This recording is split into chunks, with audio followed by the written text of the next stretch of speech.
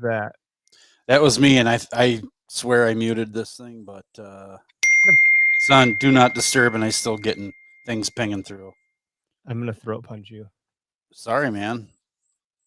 How do we fix that right now?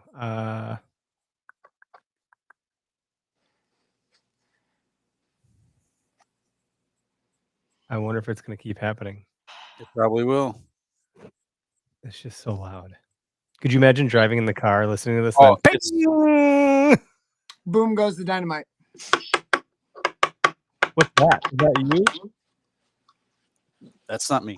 I think my headphones are like extra sensitive. Everything sounds so loud. All right, we're recording on this thing, so. Oh, we're live. Actually, look at that. I totally forgot. We're ready to go. You ready to go? Yeah, I'm ready to go. I'm just waiting to see if there's gonna be any more beeps or things or bongs. This is the Okayest Hunter podcast. Never pass on shooter bucks, because that's just meat in the freezer. It's your tag, you hunt how you want. This is Okayest Hunter.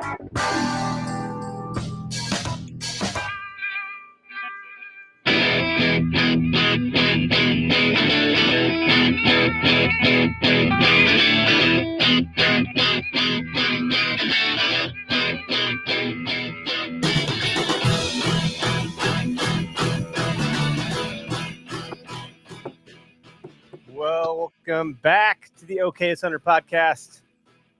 We are spread apart. Well, that sounded weird. We're not in the studio together tonight. I'm not with it tonight. I'm operating at like 60% capacity. I'm not even trying to be weird. This is the Okayest Hunter podcast. I'm in Oconomowoc. Derek's in West Bend. Greg's in Lake Mills.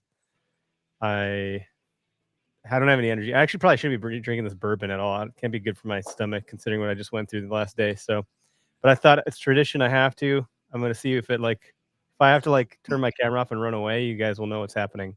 That's a bold strategy, Cotton. We'll see if it pays off for you. F&A, Cotton. F&A. Oh, boy. Well, shout out to our partners, Greg Cubs. We got to figure it out. There's got to be a way. There's got to be a way. I don't know what to tell you. It's not working. I know what it is. Okay, so on your mixer, one of the ones has a USB symbol next to it. You got to turn that all the way down. It's your incoming from your computer. Oh, yeah. It definitely is. Then I turned you down on top of it. Can you hear me now? Barely, but I can hear you just enough. I don't know. Anyway, I'm not sure how to fix your problem over there. I'm sorry. Welcome to the show. This is going to be a weird episode because I'm coming off of a stomach bug that just wrecked me. I mean, literally on the toilet, coming at one end and a bucket in my hand for the other end. And it wasn't a great evening. And then I woke up dehydrated and completely depleted. So I don't have a good topic for tonight. I put a post out saying, go ahead and call us. I think some calls would be a great way to have a show tonight. So if you're around and you're listening and you're watching on Facebook or YouTube or IG or wherever, there should be a phone number on the screen. I'll put a ticker on the bottom so y'all can just call into the show. Tell us what you've been up to. Yeah. Tell us what y'all have been up to. Have you been finding sheds? Where have you been finding them? Like, maybe not specifically, but what county? Or are they still holding? Or what have you? And are you getting your bow ready to go? Like, I'm chomping at the bit to get mine all set up. Derek, you're working on getting one set up to go on a hog hunt. Greg, you're waiting on a bow. Like, we're all kind of at a similar stage here. What are you sniffing over there, Derek? I found my son was playing with some spent turkey shells, and I just wanted to see if they still had that early morning, right off the roost, kill the turkey smell, and they do. Oh, yes. The smell of burnt gunpowder in the morning. Nice. Wonderful odor. Yeah. Oh, yeah. The turkey videos went out on our old YouTube and Carbon TV. The turkey hunting extravaganza with Greg and Matt's unreliable guide service. And Eric smashing his first turkey. Woo! It's pretty neat. In the face. Right in the face. And then Eric's like, yeah, I got a turkey. I didn't know what to do. I remember talking to you on the phone. I think I was shed hunting for moose. and you called and you're like, yeah, I got one. I was like, oh yeah. You're like, yep, shot in the face. that was it. Yeah. You're like, I don't know how to feel about this. Everyone's like, "Oh, are you so jacked? You got a turkey, man. Like, are you in now forever?" I was like, I mean, I don't know. It's a turkey. It's cool. But you catch me catching a whitetail, and it's a totally different. Like, I'm like the little girl that had too much candy in that meme where she's like, ooh, had all like cotton candy. Yeah, totally different vibe. Okay, sorry, housekeeping things. YouTube stuff is out. Yay, watch a turkey video. We're gonna be at the Wisconsin Dells Open Season Sportsman's Show, March 22nd to the 24th. We're in the big room in the corner. I forget the booth number off the top of my head. I think it's something in the 1800 maybe. I can't remember right now. And then also we're running a contest for another 2 days. It's going to end on the 14th of March with Shed Season and Rack Hub. We're giving away $500 worth of stuff from all three brands combined. All you got to do is, if you have a post you want to put up onto Instagram or Facebook, just use the hashtag OKestShed, and you will be entered in for a drawing to win that $500 grand total prize. And I think that's the housekeeping items I have for now. Oh, we launched another podcast on the network today. Woo! Yeah, this morning. Okayest Cook is live. We're waiting on our cover art to be updated. But for now, you can go listen to EP1. It's the first episode about like the intro to those guys and what they're up to and stuff. So it's a delightful listen. If you have the time or wherewithal to go check it out, it's on the Okayest Podcast Network. So if you're listening to one show, if you're on Spotify or Apple, you can click the network and you can see all the shows. There are now 9 of them with the 10th on deck. So it continues to grow, which is flabbergasting to me that people want to join our tribe of okayestness. Anywho, Greg, can you hear us? Yep. Yep. I wasn't sure because you turned the volume down. I wasn't sure how you're doing over there. Yeah, I'm trying to You get look rid very of now. Not only do I have my wife messaging me, I have people from work messaging me about what meets certain certifications. It's a wonderful thing. It's a wonderful thing. Derek, for the turkeys, are you doing the whole thing where you drive to work every day and you're just looking and going, I'm going to knock on that guy's door. I'm going to knock on that guy's door. Or like, how do you, like when I went with Greg and Matt, they just did all the work for me. Greg got the spot security, set up the ground blind, which was like a brush ground blind. It wasn't like a pop-up tent. It was like a legit spot he had made up in the corner of this field. Matt did all the calling. It was flawless. The whole situation worked out amazing. If I were up to my own devices and I was just going to go turkey hunting, in turkey season, I wouldn't have the first clue where to go or how to go about it. Like scouting for turkey just seems like a weird concept to me because I've never really tried to look for turkey sign. And if I found it, I wouldn't know what to do with it. I wouldn't know what it is telling me. It helps to have okayest friends, I guess. I just got to get Greg to set me up on one of those birds he's got pinned down over by him. I tell you what, I've been knocking on doors as we all have. I mean, Eric obviously doesn't have that amount of experience with it, but turkeys are a lot easier to get. What's up with my volume? Is it too loud? No, you sound good. Oh, was it good for you? Okay. Well, sorry. It sounded like it shot up again. My bad. Well, is that okay? Yeah, I think so. Wow. Turkeys are a lot easier to get permission for. Like some farmers want to see as many shot as possible. So it's easy enough to get permission to go knock on doors. I mean, if you find yourself a people person, for my career, I deal with people day in and day out, so I know how to approach people. Derek, you're a teacher. You know how to deal with kids and their parents. So yeah, for better or worse, it's a skill set that you have acquired. But being confident and going up and knocking on doors, I mean, you'd be surprised. Like you can have a feeling, and most of the time your feeling is correct, that people are you're just going to go up to this place and yeah, there's just no way. I just sense it. You could just sense it in their demeanor as soon as you see them. But I think there's some things that you can do to help your situation. When I see people, like when I was training guys in the field, to go up to a customer's door, you knock on their door, you back up and you give them space. You don't sit in front of the door. You don't hide behind, part of the door or the doorway. You go right in front of a window, but back up so they can see you when they come to their door. Just give them some distance, give them 5-6 feet. And, if they got a short porch or whatever, go down to the bottom step of the porch so you're not like right up in their personal business. I think that helps if you do end up getting somebody there at their house. And just be polite. You don't have to be like super direct. You can make some small talk with them. That usually is helpful. But some people want to know, why are you here? What should you be wearing? What should you be wearing when you do this? Preferably not camo clothing and looking like a slob. I mean, it's sometimes you're out and you just catch them when you catch them. And if you come up with camo clothing on, I think they pretty much know what you're up to, and some may or may not appreciate that. Everybody's got their tricks, but I think just But everyone knows Greg Tubbs and Greg Tubbs' area of the geo where he plays around. Like, I've been in places. Farmer, I know that farmer. Oh, this farmer's gonna let me do this. That farmer's gonna let me do that. Like, people know who you are a little bit. Not to say you're famous, but like, You're a member of your community. You be involved with your community, whether it's going to church. I mean, we try to go to church every so often, so we know people there. Friends of friends. Like, if you get invited to a get together and you don't think you're going to know many people, so you think, well, maybe I shouldn't go anyway.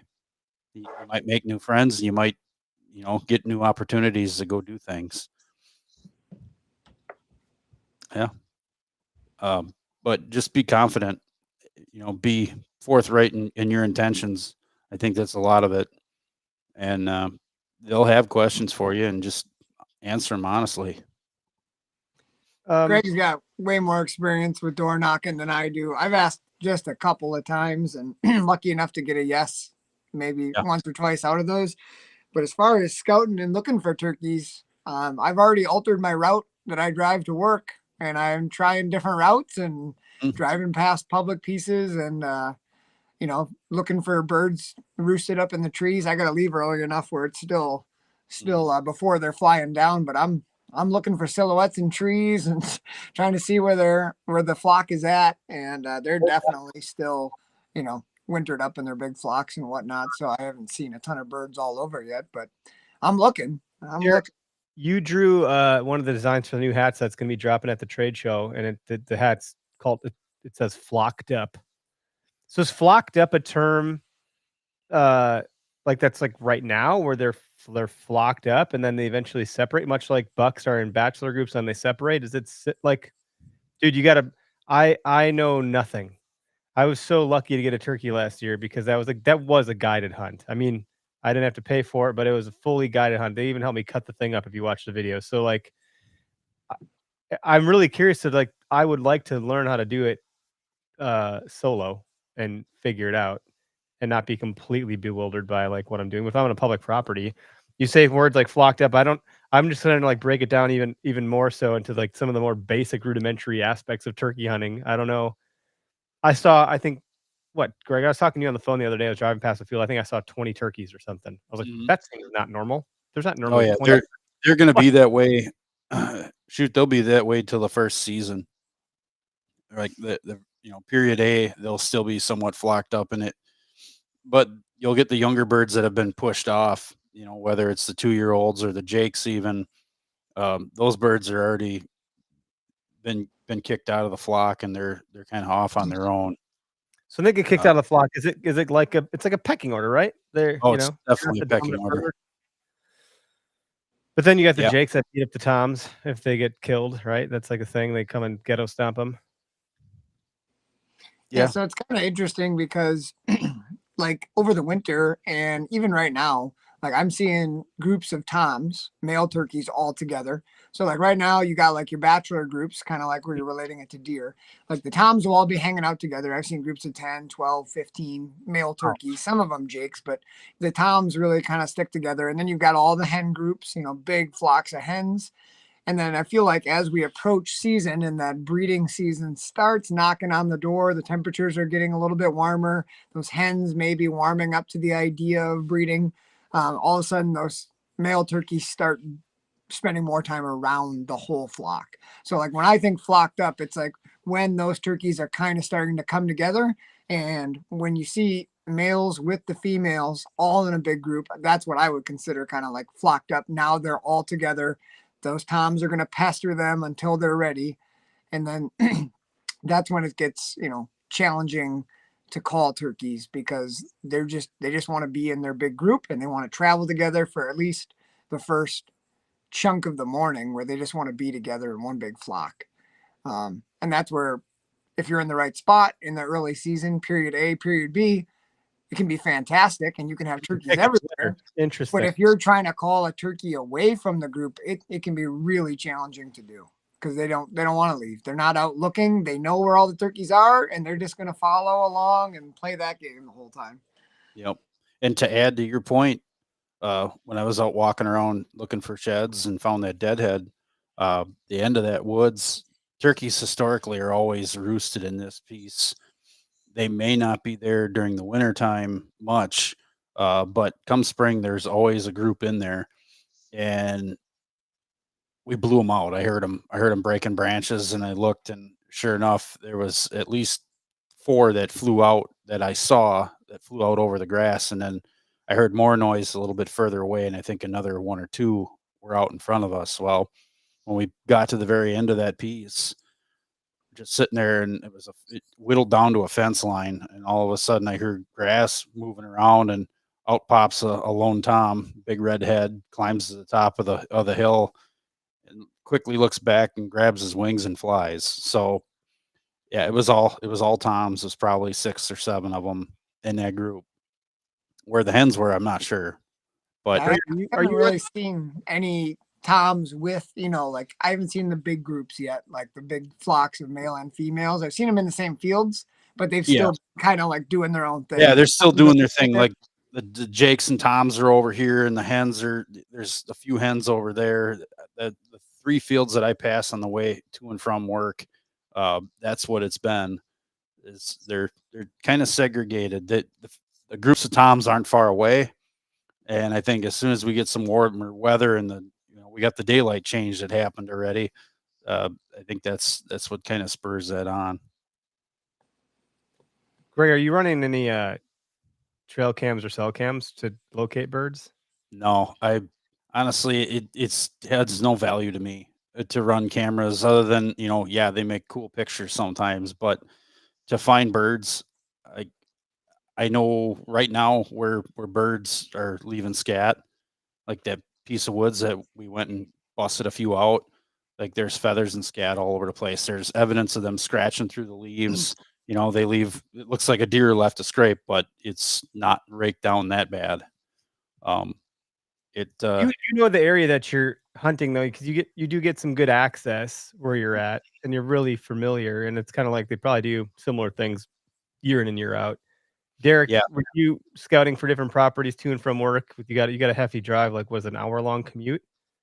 To work, it's only like 35 minutes, but now on my way back from work, I'm going to pick up my daughter who's 45 minutes north, and then my son who's another 15 minutes back the other way. I'm passing lots and lots of ground. So you, like, if you get on a property, are you going to put any cams out to get yourself some intel, or you just kind of like, no, I know they're going to be in these trees roosting. I know how to set up on that, or what are you thinking? I've got a pretty decent idea on the public piece that I'll probably hunt first season. If birds start showing up, I got a pretty good idea now where they're going to be at.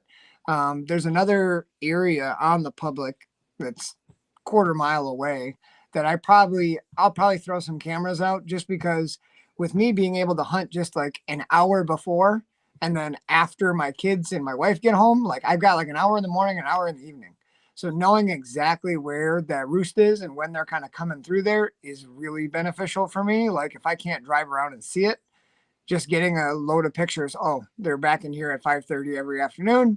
That's great information to know. If I wasn't just hunting mornings and evenings and I had, more time in the midday, and maybe Greg's tried this before, but a tactic that I've always wanted to use early season is busting the flock. So a lot of guys, once those turkeys get in the timber, it doesn't work as good when they're in the fields. But when they're flocked up and they're all grouped together, you just go bust them. Like, don't try sneaking, don't try calling. Just go right in the middle, run at them, bust them up, and then just plop down and make a couple putts in like 20 minutes. Just make a couple like locating calls when they start coming back together. Greg's got something. He's killed one. I was just gonna say, in okayest hunter fashion, I've done that unintentionally with the hopes of getting into the group and blasting a bird. I let them make the putts, and then they all scattered to the to the four corners of the property. And then I usually don't see one the next day because I'm limited to that piece of property. It's a small piece. But then the day after that, not to say I couldn't have seen something if I would have maybe moved to a different part of the property, but it was pretty small as one field with one line of timber, and the birds just had moved out of there.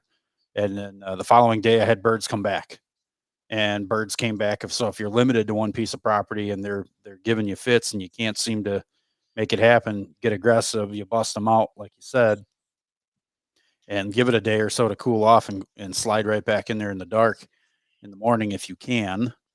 And then pretty good chance you'll be able to get in where you need to go. Oh yeah, and I've heard of guys not even, not in a day, but in the same sit. Like if it's a big group and you bust them and they go off in different directions, they're gonna come back looking for the flock. If three Sure. go that or go this way. So I've heard of guys busting them intentionally, and then you just sit down and let sit quiet for 30 minutes, and then just a couple soft calls here and there, like turkey looking for another turkey. And Yep. I've heard of a lot of guys having success just sitting there and letting them try to find each other again. What was the website you said you've gone to? Turkey looking for another turkey.com. How did that go for you? Turkey Mingler? No, I don't know. Show me your drumsticks. What? We got a caller. Looks like we got Calder on the line. You're live on the show, Calder. See you in the comments. Thanks for tuning in and calling. What's going on, buddy? Hey, how you guys doing tonight? Good, man. Doing okay. Good. Can you hear me okay? All right. Yeah, better than Greg. Just kidding. Sorry, Greg. Is that better? Okay. Nice. Hey, yeah, I just thought I'd jump on here and pick your guys' brain on turkey hunting a little bit. I've never hunted turkeys until last year. I went out a couple times unsuccessfully with some buddies of mine. Yeah, we had one hen encounter, but we didn't really get out too much. It was our fall season is only until noon. You hunt sunrise till noon. So, yeah. So also I'd just like to kind of pick your brains about, big woods versus farmland, turkey hunting, different tactics, what do you guys think about that? Yeah, just curious. Well, I started off hunting in the driftless area, which is more big woods than the area I'm currently in. And that area was subject to, turkeys, regardless if you have oak trees or a good thick area of pine trees, those are the trees that turkeys really like to roost in. So you find a nice patch of oak trees with really straight limbs, I would at least go scout it. Like right now is a good time to start scouting. Go up and look. If you find turkey feathers, you start to find turkey poop all over the place, and then the spots in the leaves that look like something raked the leaves away. Big round spots. That's turkeys digging around looking for leftover acorns and any kind of seeds and little greens that are starting to grow, and bugs and worms. So that's like the dead giveaway if a turkey's using the area or not. So I think in big woods, you cover ground, you look for that type of sign. So Yeah, I think, finding the roost trees is obviously a little bit more challenging, but like Greg said, if you can find oaks that are just down off the top of any kind of ridge, in a hilly terrain, and Greg probably saw this if he was in the bluffs, those turkeys at night, they don't want to fly straight up to a roost. They'd love to get a running start off a ridge and then kind of fly almost, parallel to the ridge top up into the branches of a tree. They're doing less work. And then when they pitch down in the morning, they can either pitch to the ridge or pitch to the bottom, whatever way they want to go. But if you find a group of oaks or some great big white pines or something like Greg said, that's just off that peak of the ridge where they can fly in real easy, check underneath there. You'll find big wing feathers and, turkey crap underneath if they're using it. But yeah, finding scratchings and where they're feeding, it's just like deer. They're not going to be everywhere in the big woods setting. They're going to have spots that they're feeding where their whatever food source they like is there. And just got to find that 5% of the 100% where they're at. And hopefully you can find that with ease, not struggle your way through it because it's a lot of ground to cover. Yeah. I think doing what the THP guys do in the morning. Sorry about that, Calder. No, go But I ahead. think one tactic they do that I've not done before is they always go to high spot where they can hear real good in the morning. I feel like that would be really beneficial in the big woods is try to get to a peak where you can hear a couple of different valleys. I don't really have that around where I'm at now, so I don't really do that, but I think that could work awesome. Yeah, and where I'm hunting in the big woods, it's pretty thick timber. I mean, there are a lot of peaks and valleys, but it's so thick. I mean, I have the luxury of driving. I install flooring residentially, so I'm driving all over the place through, big woods. And so historically, I mean, do you really go by historical turkey data? I mean, I've marked waypoints where, I've been up in the Adirondacks working, I see a load of turkeys crossing the road and there's public nearby, and I've marked those waypoints, but is that historical, data pretty reliable, do you think? I find it to be, no matter where you're turkey hunting, turkeys are pretty much creatures of habit. Once they find a good ridge that they like to bed on, with the prevailing winds to keep them out of the wind, and they have known food sources. So ag is not far away from the public. I was just going to mention that if you have ag not far away from public and it's a good place to see turkeys, if you go by there in the afternoon and turkeys are there, they're coming from someplace to get there by the afternoon.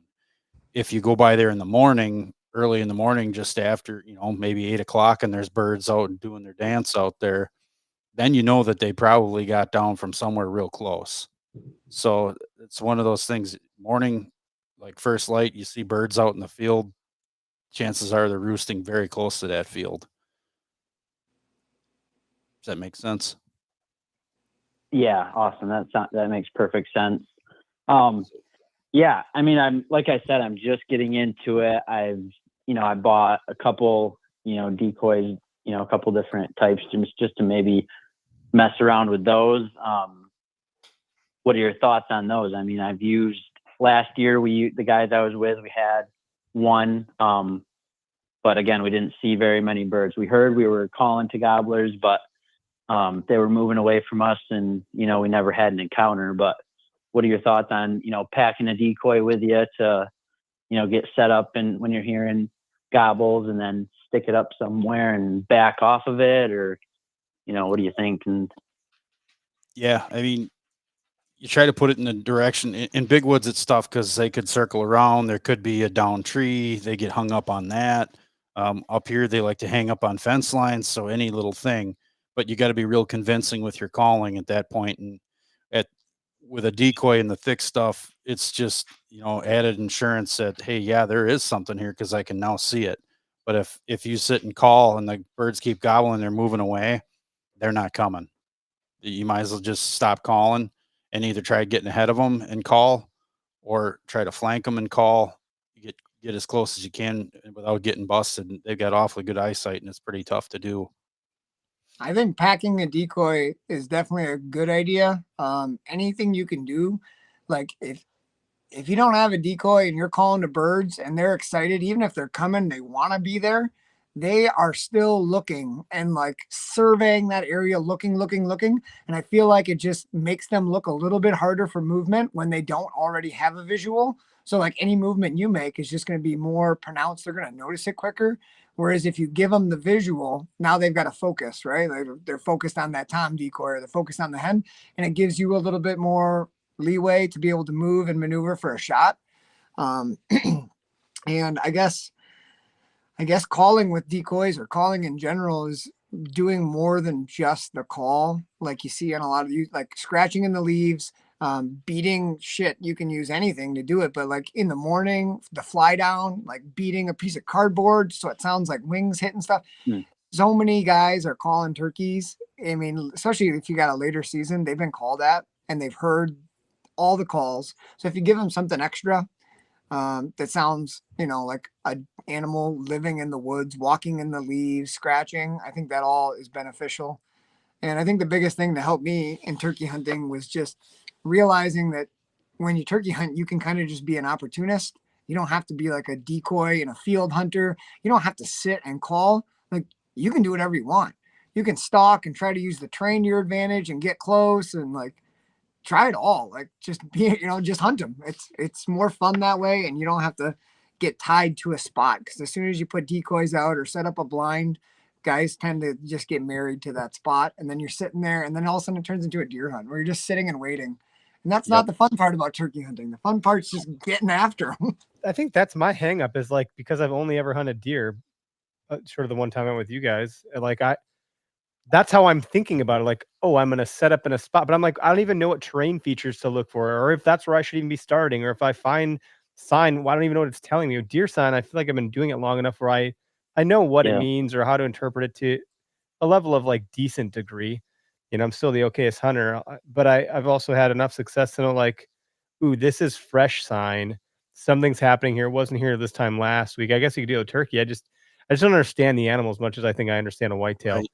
Well, and it just feels like, yeah, like it's like a whole new challenge. It's like a brand new thing.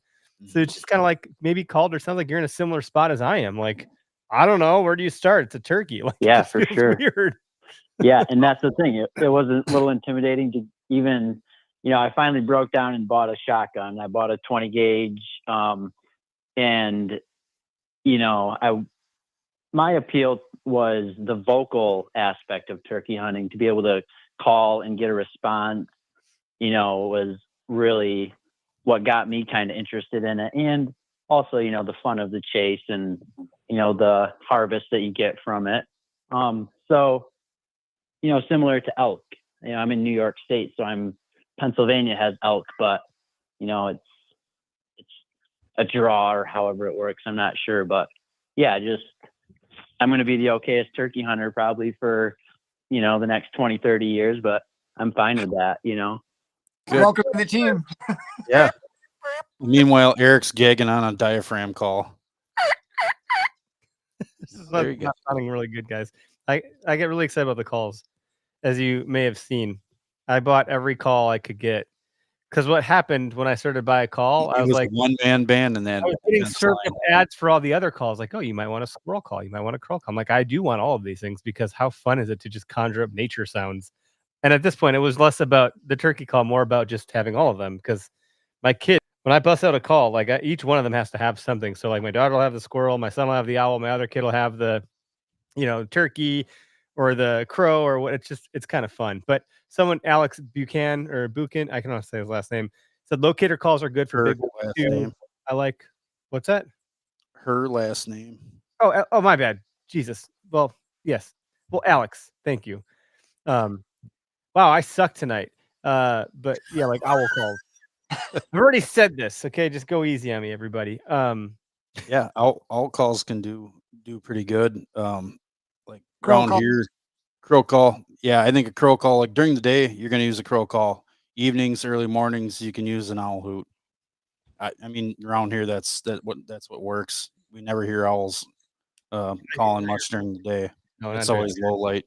Yeah. And Greg, I'd like to get your 2 cents on this, but like you guys were talking about the challenge of turkey hunting and you don't know much about the animal. Man, they're a simple animal. They're not right. Like what I've found is early season, especially, they almost have like a circuit. They got a route and they fly down, they do this. and then they hit this field and they hit this ridge, and they kind of do the same thing every day for a little They while. out by me, they alternate. So one day they go west, the next day they go east, and the next day they go west, and then they'll be off, and maybe they'll repeat the day before. And it'll change as it goes on, and all of a sudden the pattern will change. But it's not like hunting a mature buck like a deer, where that's like thinking, oh, and wind-based betting, I'm going to bet here today because it's going to give me a better chance. Like, they're not really like that. If something spooks them out of the roost, they're going to go somewhere else. Yeah. But the next day they don't remember that. Like, they're not smart, and that's what's frustrating about turkey hunting is they can kick your ass, and you know they're not that smart. And then it can be really hard to get them. Like, it can be really hard. And then- Lucas just commented, I've used a car horn for a locator before, did it by accident, but then it was a happy accident. I actually slammed the door on my work truck and had one thunder off when I pulled up to a job. It was kind of funny. But That's pretty coyote calls stupid. too. Like, you make a loud noise, like, whoa, like they're scared, and they just do Yeah, that. I mean, I've had them. I've been out hunting in a thunderstorm. Thunderstorm rolled in, rolled in, that's and fun. whenever the thunder banged, the whole group was thundering off. It was nuts. It was Yeah, they crazy. call it a shock gobble. So when Yeah. they're gobbling at a loud noise, it's not like a mating thing. They just, any loud sound. That's why in the morning, man, you hear a crow go off, you just stop and listen. Any seasoned turkey hunter, you hear a crow in the background, they'll just stop and listen because they'll gobble at it. Not that they think it's a turkey. Any loud noise, they pretty much just reaction gobble, like, hey, I'm here. So that's that all makes sense, and it sounds, I broke down and bought a crow call, and I've got a very okayest owl who I listen to the Bear Grease podcast, so I'm getting some pointers there. But Greg will give you some. He knows how to do a good owl call. He taught my daughter. I'm not going to rip one off, but you go ahead, Greg. Who cooks for you? It's who cooks for you, or something like that. Yeah, Greg that's all it basically is. is on the Anyway, so when I'm going on public land here, do you think like the best idea is just to look for some public, butt it up to some ag land, or like if I'm going on public big woods, should I just be going deeper back in to look for the birds that can't get out to that ag food source? Yeah, I mean, I would say I would try to get as close to that egg, because especially if you're seeing birds in that egg, why not? Get as close as you can, and heck, you might be able to knock on that door of that landowner, and he might go, "Oh yeah, go right ahead. How many can you shoot?" You'd be surprised. Just go up there with good intentions, and knock at their door. Heck, you could pull up in your work truck, maybe even. I don't know. Working in the neighborhood. You need new floors. It's good. Also very good information that you're giving about knocking on doors. I go and do measurements, for people's floorings in their household. And, so I usually knock on the front door and back away and make sure they have a good view of me. And, cause you never know what kind of environment you're walking into or what kind of day they're having either. So. Exactly. Yeah. Hey, I'm going to go ahead and jump off here and listen to the rest of the conversation, but thanks for the, all right. And thanks, Calder. We'll go from here. Appreciate it. Yeah, good luck with talking to you. season, buddy. Yeah. Have a good night. You too. Bye. Elliot said, scare a sandhill crane, and that'll get them going too. Like, Oh, Yes. things are those weird. man. cranes. I actually have them screw things up for me. Usually they'll come into my decoys. Is my first couple trips out. I usually set decoys in certain areas of the field where I know they're coming. And if the cranes land and they come right up and they start cackling, I'll have hens. If the hens come into the field and see them, they turn around and go the other way. Hmm. So they usually don't like the cranes. I've not had good luck with cranes in the field when I'm trying to. What are those things that have come this season? They were like endangered, and now they are everywhere. In The problem is we are going to be battling with the National Crane Foundation and over that. They are just dominating as a species by I don't know. They're talking about flocked up, like, jeez. Ribeye in the sky. So Gregory, what's your go-to decoy setup? Does it change throughout the season? Do you have the go-to? My best luck, honestly, has been a pair of hens, one feeding and one upright. I've shot birds over the tom decoy, but I've had better luck with just a pair of hens. Probably within 20 yards, I've had hens come into them and bed down, like dust bathe and just lay down right by the decoys, especially when rain comes in over the top of them, they'll lay right down. And now you got all the live decoys you need in the world. Nice. Yeah. That's a good point. If you bring the hens in, Lucas just said, have you guys ever had a hen try and fight your decoys? So he's had that. I had happen. one. So last year, funny you asked that question, and the year before, she came up to the decoy, fluffed her feathers, and like started to fan out, like, you know, picked her back feathers up and everything at it, and like had kind of an aggressive purr. And then I just lightly called at it, a light yelp, and then she put her feathers down and then just carried on her merry way. So you disarmed her.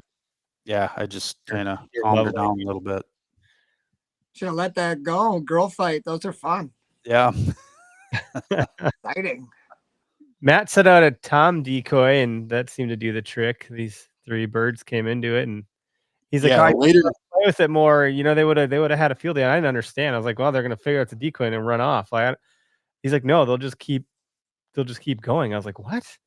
Really, man? These birds are weird. They're just weird to me." I'm like really trying to wrap my head around these things. We do have another caller getting screened right now. Let's see who it is. Come on, computer system thing. Processing audio. Let's see, who do we got? It's local. It's a 262. Still not telling me. Oh, here we go. Mike, you're live on the show, Mike. What's going on, guys? Yeah, thanks for calling in, buddy. How you doing? How you doing? Good. I'm actually on my way to go do a radio show. So been listening in the car and just want to say hi and good luck turkey hunting. I was gonna go off Greg's comment of the 2 hens. It depends for me on the time of the year and, you know, from start to finish, but 2 hens is always good because if you have a tom that gets beat up, he doesn't want to come in for a confrontation. But there's other times when I've had a half strut Jake out and they ran right in and beat it up, and that puts on a heck of a show. So Yes. and for me, it always changes. Agreed. And last year, yeah. I actually shot my bird over a strutting Jake decoy, a DSD strutting Jake decoy. So he was the only bird to come in, and as soon as he busted through the weeds, I could hear him spit drumming and dragging his wing feathers through the field, and I laid the smack down on him.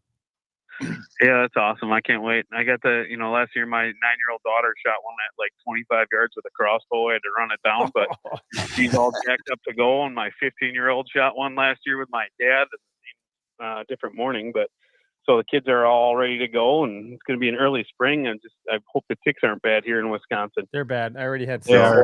last Yeah, week. I've picked one out of my leg and had another one crawling on me, and my buddy had him crawling on him. So Start spraying the clothes with the permethrin. yep, get a can of Sawyer's from Walmart. All right. Well, good luck, guys. Maybe we'll hook up and do a little late season. Don't forget, in Wisconsin next week are the leftover tags. Yeah, thank you Thanks for the that. reminder. I'll need that reminder from everybody. I know. I'm going to be in Nashville for work, and I told my dad to already remind to call me on Tuesday. So, Yeah, anyone who's listening, send a message to Eric.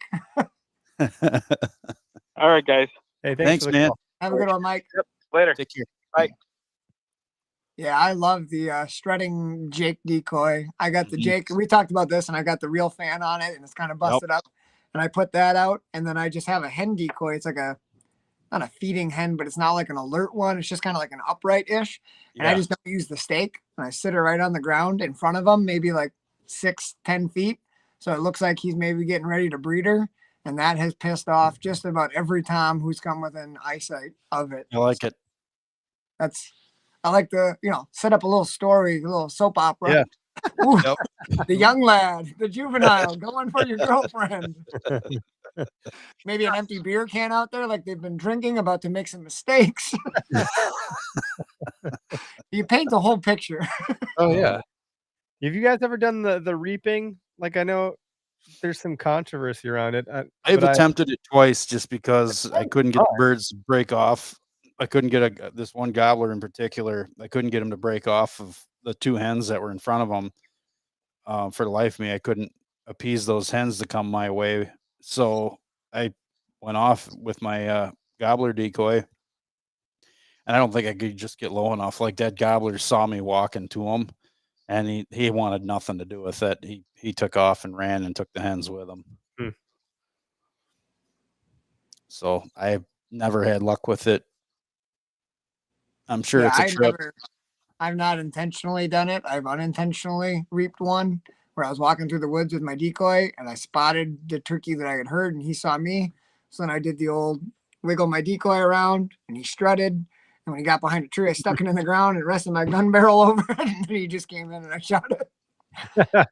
Yeah, I've heard like there's videos on TikTok and Instagram and YouTube and all these places where like you just wave something red and they come running like right up to you, depending on like the time of the year. I think last year some pals had shared some videos of turkeys just running up like, man, if it were season, I'd shoot you. But like for now, I'm having a little bit of fun. It's kind of fun to see them doing that kind of stuff. That's a part of me where I think they're pretty dumb, but also they're obviously pretty smart. Time of season and time of day makes a big difference, at least for me.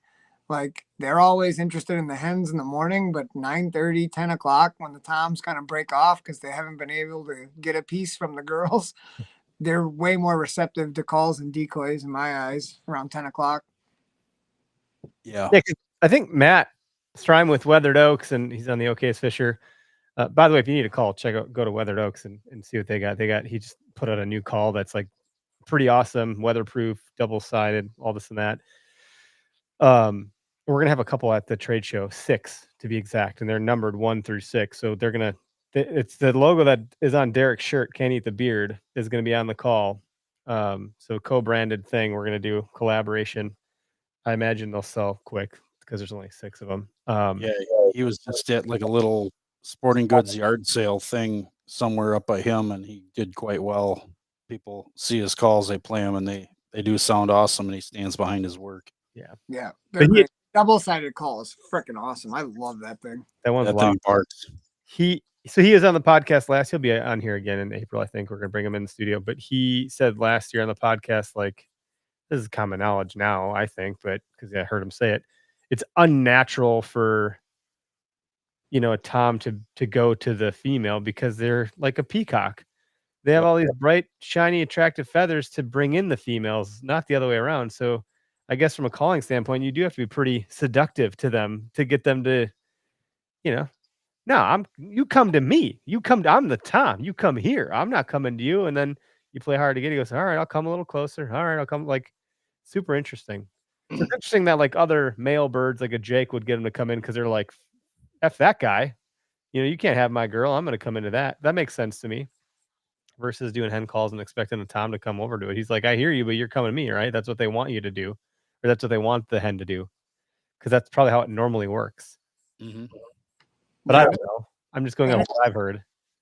Yeah, it's funny when there's like a subordinate bird or a non-dominant bird that sees the decoy first and starts coming too, because then those that tom all of a sudden starts hustling real quick. When another bird is on its way. They'll run in front of them. It's like a little track athlete, That's exactly what happened the year before last. I had 2 toms, 2 Jakes come in, and like they hustled, made it through the fence line. They looked, they saw the 2 hen decoys, and all right, party time. And like right behind them, like I saw the bigger fella, and he's the one that got whacked. And the other two turned and they were like, "Oh, should we kick his ass?" And I, 6 foot tall guy stands up out of the grass. Probably not. Probably shouldn't. Oh shit! Yeah. Oh They were shit. thinking about it though. They were thinking about it, but they didn't. I just can't help but not play that scene from Office Space every. It is pretty cool to be able to kill one right at your feet like that, though. I mean, that thing was maybe 5 yards away, and the other 2 were right there. I know the shot I took last year with your gun. I mean, I didn't waste any time, and it was like it might have been a 25 or a 30-yard poke. It wasn't super far. It felt close, but I think you're.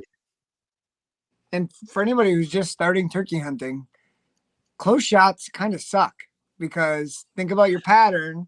Like your pattern is tight. At You almost 10 got to be right yards, on or right you next to gotta it. be right on. But at 30, 30 is like pretty prime. 30, 35, because your patterns, depending on your bullet, but you got a little bit more room to work with. So just Yeah. remember, close is not always better. No, not always. And that's where it pays too to take and shoot your gun. Shoot your gun with different chokes. If you really like your ammo, then you got to hunt down a choke that's going to work with it. Or you buy one really good choke and then you spend the time and find what box of ammo works the best.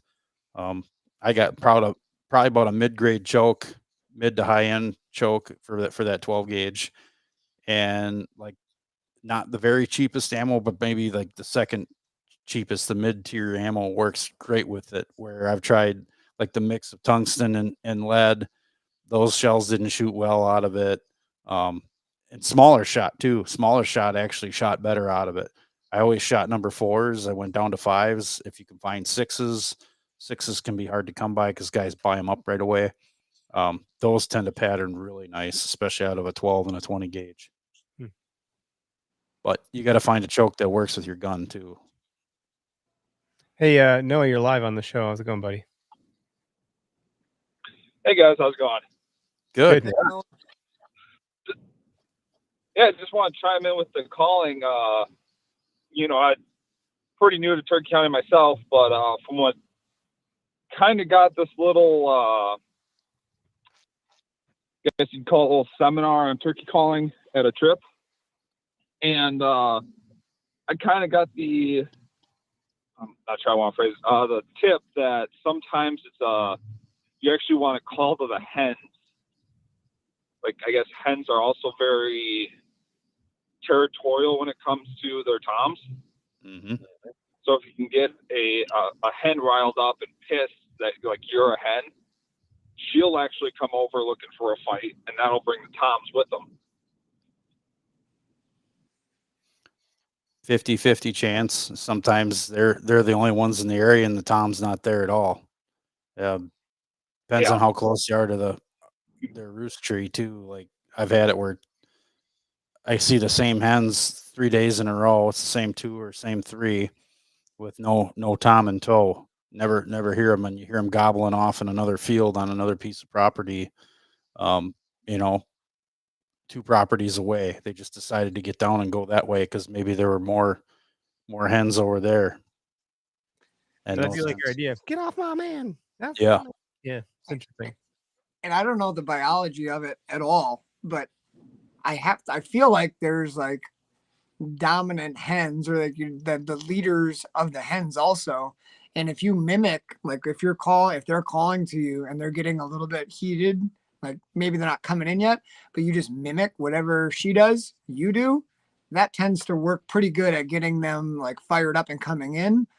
But at the same time, man, sometimes those dominant hens, especially like right away in the morning off the roost, sometimes I'm just even afraid to call because sometimes the dominant hen will just be like, nope, these are my toms and I'm taking them this way, because they hear you calling and they just go straight away.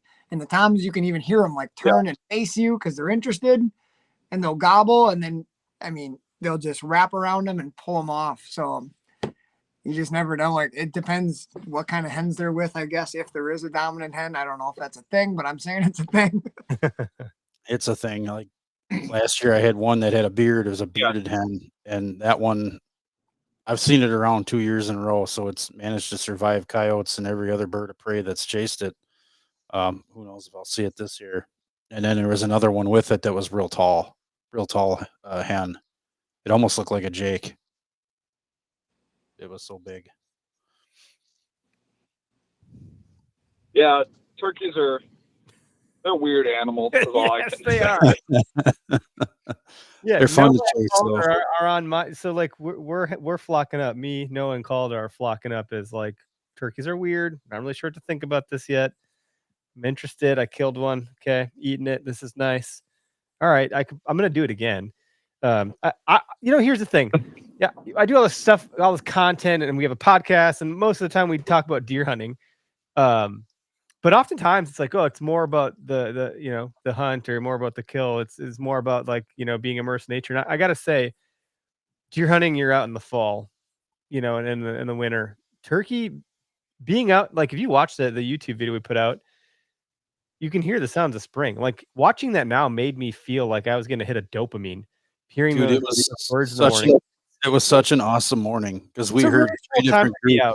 Yeah, we heard 3 or 4 different groups of turkeys But thundering not off. just turkeys, I'm talking about like the songbirds and just being That out in the spring. Like it just was a different time to be in nature in a different way. So like I think it's kind of cool to have these polars of like deer hunting, fall, turkey, spring. I know you can do fall turkey too or whatever. You can always kill one if you got a tag or whatever. It's not the same. Right, it wouldn't be the same. And I think that's kind of a special thing. And that's what was probably most attractive to me if I'm thinking about it. The kill was sure, that's the kill. It was exciting. It didn't get exciting for me until like the last 10 feet of them coming into that 25-yard range. Before that, I was like, man, whatever. I got kind of excited when I heard them gobbling, but then it took them like an hour to get over there. I was like, well, okay, now the gobbling's getting annoying. Just get your asses over here ready. And then we made visual and I was like, oh, cool, they're here. Are they going to come into the thing? Okay, they're making their way. Then they started running. I was like, oh shit, here we go. And then boom, then I got the adrenaline. But the cool morning and just hanging out there and being out in the woods that way. I thought that was kind of nice. The other thing that is really cool. Oh, sorry. Go ahead, Noah. Yeah, I think the thing I like most about turkey hunting, it's like you actually get to interact with the bird. It's something you can't do with deer, really, in the way I see it. And it's like between using decoys to get them in, the calling, having them respond to it. Deer hunting is very ambush style. And turkey hunting, like Derek said, you can just go about it however you want. Yeah, there's no wrong way. I guarantee if I go out and do it however I want, I'll make a lot of mistakes. Like it's gonna get really weird out there. I'll probably, hear a turkey call and that'll end up being another hunter. Like, oh hey, sorry about that. I thought you were a real bird. Turns you're just a regular dude. My bad. That's the other part that can be really cool though, is like I know there's people who do like turkey camp and all the buddies that you try to apply for the same week or you get an extra tag for the 5th week and all the guys get together and like team up. Like it's almost like kind of like the waterfall hunting thing. Deer hunting is such a solitary thing. Even if you're at camp, everybody goes their own way. Turkey hunting, like you guys, you can do what Eric did last year. You had like 4 guys out there, 5 guys, like you call, go sit over there, like you scheme, you plot, and it's like just more laid back. You mess up on a turkey, it hurts, but it's at the end of the day, it's a turkey. I plot harder on myself when I mess up on a big buck or something. Then I'm like, oh, my world is crashing down on me. But a turkey, Yeah. And yeah, you can mess up on a turkey and you can literally be at the same spot the next day and that same turkey will be right back out there. Yeah, at that point, it's more like fishing. Like that bass doesn't come back to that spawning bed. I'll get him tomorrow or later today. Cool. Noah, thanks for the call, buddy. Yeah, no problem, guys. Yeah, good luck this spring. Hell yeah, man. Shoot straight. Yeah, thanks. Oh shit, I hit the button too soon. God, I suck. You're the worst. Shoot at 30 yards, not at 10. That's my lesson here. But I remember like going out and Greg's like, shoot at the head, and I was like, oh, are you joking? He's like, no, I'm serious. Shoot at the head. You don't want to ruin the meat. I was like, oh, and had Greg not have told me that, I would have shot for like the heart. I didn't. These are just like, if you don't know, you don't know. I'll tell you, you shoot one. You shoot one in the chest, and you're gonna probably have to take another shot at it and then kill it because that's a pretty massive area. There's a lot of feathers that can help deflect some of that shot. Now, I'm sure TSS probably does a little bit better job. The tungsten stuff, it'll probably penetrate a little better. It's got a little more hitting power, but don't do that. Don't do it. When you go to clean that bird, you cut it open to take the meat out, or if you're going to pluck it, you're going to have feathers and BBs. The BBs take the feathers with and carry it right into the meat. So not only do you have it bloodshot with a chunk of lead in it, you have chunks of feathers and skin in it. It's all bruised up and it looks like hell, and it's pretty much not usable. So you always aim for the head. And you'll get a few stray ones that travel a little south and hit them a little bit lower in the neck and in the front of the breast meat, and that happens. You ever do one of those guillotine arrows? No. Broadheads?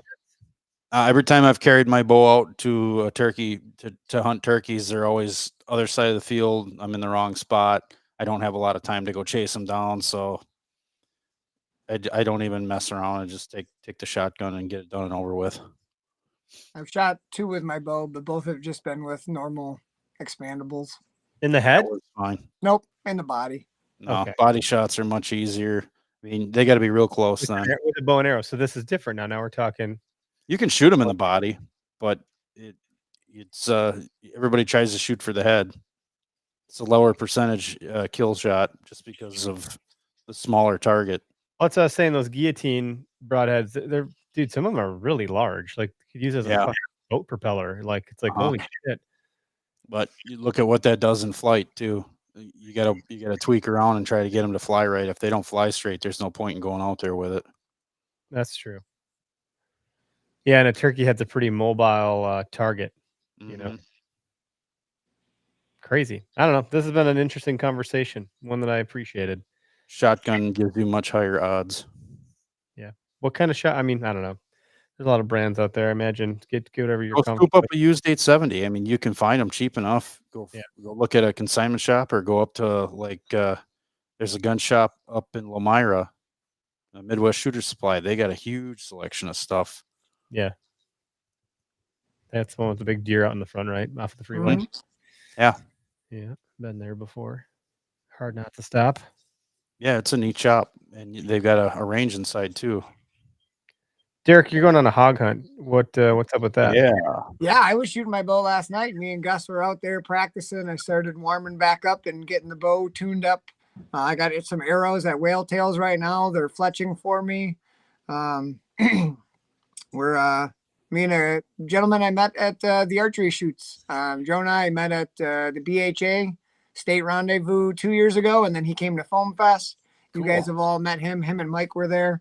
And he invited me to go down to his buddy's place in Texas and whack some wild hogs and maybe even a female aoudad. So we're going down the end of March. We're going to go shoot as many hogs as we can with our bow. So I got to be careful. I got 12 new arrows that were quite costly. See if I can come back with half of them. I don't know. Come back with some busted ones, missing a few. I got some arrows here at the house you could have. Might have to cut them or something, but I got some arrows. Yeah, no, I'm really excited. We're going to bring a whole bunch of different stuff. There's blinds down there that I guess the guy has, but we're going to bring our tree saddles and try shooting one out of the saddle. That'd be cool. We'll see what happens. We're going to bring the video cameras. Saddle hog wild, man. That'll be shooting a hog from a saddle. That's kind of interesting. Give it a try. You're a really big saddle fan, so. I was telling Corey with Latitude, I think yesterday, I was like, we converted Derek. That's a pretty big feat. Kudos. I mean, because Derek was a bit of a naysayer, and then he kind of turned his tune a little bit. But those guys, then it bit him in the ass. And it bit me in the ass. Tell Corey that 2-panel might change my mind. It will. They got some cool stuff coming out soon. Stay tuned for what those guys have coming. I mean, they're so damn put together over there. It's just ridiculous how they're just firing on all cylinders across product dev, innovation, design, marketing, the whole gambit. They're just doing a great job. Really enthused with what those guys have going on. It's good stuff. I know Spartan Forge. Speaking of the part, I didn't do a good job in the beginning because I just got all weird when I said something about spreading us apart. And I was like, then I didn't know what to say after that. They got their Cyber Scout thing that's kind of coming to market, where it's basically like Chat GPT, but not. It's like that, but Bill trained it for 4 years, or the last 4 years, on like how to interpret and understand hunting knowledge. So he's gotten it like answering questions like how to build your arrow setup for proper FOC, or how to build it for hunting hogs versus elk versus whitetail, or how to build an AR-15, or how to make a compass out of fucking batteries and other weird shit that ChatGPT just wouldn't have a concept how to answer. It wouldn't know what to do with it. So I think that'll be interesting when that comes out to answer some of these types of questions. Like, I don't know, how do I find a turkey? I'd be curious to see what it has to say. But this podcast would probably have some good answers. So maybe it'll tell it to listen to OKS ChatGPT got nothing on Time in the Woods, buddy. Well, that's 100% true. You're never going to replace that. and you shouldn't even try to, but you can learn something here and there, and if you can like consolidate information, that's always nice too. Speaking of Spartan Forge, though, one of my good buddies that I talk hunting with all the time, Corey, he went out. I'm not going to say where, but he went to an area, some big hill country bluff stuff. Yep. He was doing some scouting, and he was sending me screenshots of some of the LiDAR stuff of where he was walking, and that LiDAR imagery, you could see where they had like, the old logging trails that were just slightly flatter than the rest of the terrain. From way up, you could see these paths all over. It was pretty freaking incredible. Like a lot of our stuff is, a little bit flatter, which the LiDAR can show you those little bumps, but seeing it in like some real terrain was like, holy shit, this is wild. Guys, so also I'm not sure what happened last season. We were trying to use a Blue Force tracker in an area over by Greg and Lake Mills. And I think it just didn't like update fast enough for us. If you go into Spartan Forge right now and you if you click on the BFT icon on the bottom left and you look at the area we highlighted over by Greg, I see every one of your pins now. What's in the shared zone? It finally updated. You have so many effing pins in here. I'm like, what the shit? Where did this come from? I can see your photos. I can see everything. I can see all the stuff. Say goodbye, Greg. Say goodbye to all your spots. Say goodbye to that spot. That's okay. Quick, There's get been them at on least YouTube. 20 other people in there anyway, so there's them no on secret TikTok. about that. Yeah. But listen, it's only viewable to us three because we put a geofence around the area amongst ourselves, which But is Eric, pretty cool. Because you have access to it, it's going to be for everybody. I'm just joking. Exactly. Yeah. I'm not that guy. I'm not, Goodbye. but it's pretty cool. I'm like, oh, now I can see all this I had to stuff. find another place to hunt. It was time to find. I another already place know to all hunt. your stuff out there No. anyway. Yeah. It's not like you're doing anything extra special out there, No. Snooping and There's pooping nothing. like always. You just get out and you put your time in. There's nothing special about that. But it is kind of neat to see we could collectively tackle a property, Mhm. like, hey, I'll hit the northeast corner, you hit the southwest corner, I'll hit the middle of the property, and like And that's we probably can- what we're going to end up doing this year. Is we're between the Kinda three neat. of us, we try to hunt close together. I know it's tough for Derek. It's for me. It's passing through on the way home, so I can do it. But for Derek, it might be a bit harder. Are you guys talking turkey? You're talking deer? What are you talking about? I'm talking deer now, man. Turkeys. We're on to deer.